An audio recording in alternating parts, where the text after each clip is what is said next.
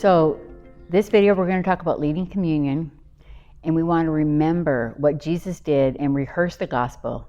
It's a profound way to experience Jesus. He commanded that we would do this in remembrance of him. And the table is a very powerful place for fellowship, and this is normally how the early church celebrated communion. So if it isn't already, think about making your table a place of fellowship, a place of Bible reading, a place where you can sing songs to God, a place where you can celebrate, a place where you can light candles and be together. And in that setting, you will love celebrating communion. Our kids routinely do this. Our son, Michael, routinely does this at his table on Friday nights. So all the kids are gathered around, and they literally asking, can everybody think of a sin they committed this week? And the kids will talk about pushing their little brother down or, whatever. And they confess their sins. And then one of the adults says, well, I've got good news for you. And they lift up the bread and they say, what does this represent? And then the 2-year-old or 3-year-old will say, that's the body of Jesus. And then we lift up the cup. And then maybe someone else will answer, what does this represent? It represents the blood of Jesus. And so when Jesus died on the cross and his body was broken and his blood was shed, all of the sin we just confessed went away. And there's usually celebration. It's okay to cheer Jesus for what he did for us.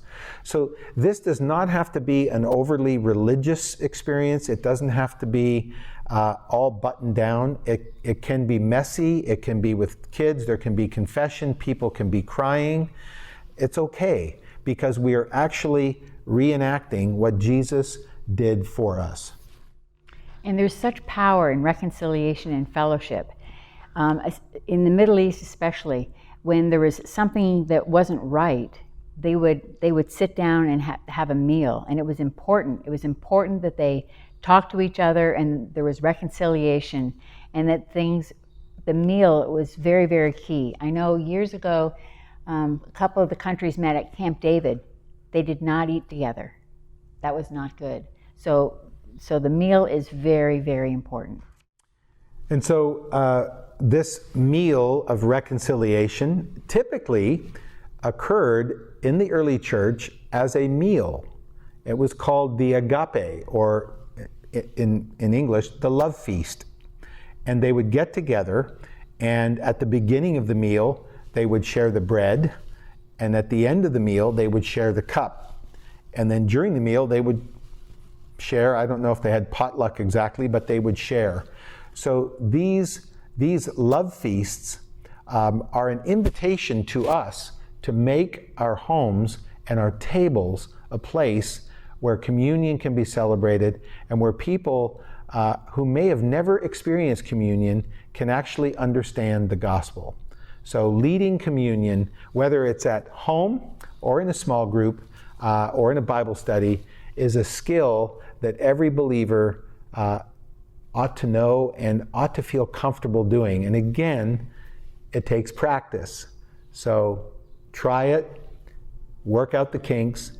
Don't worry, God is most interested in the intent of your heart. It is not difficult. You can keep it simple.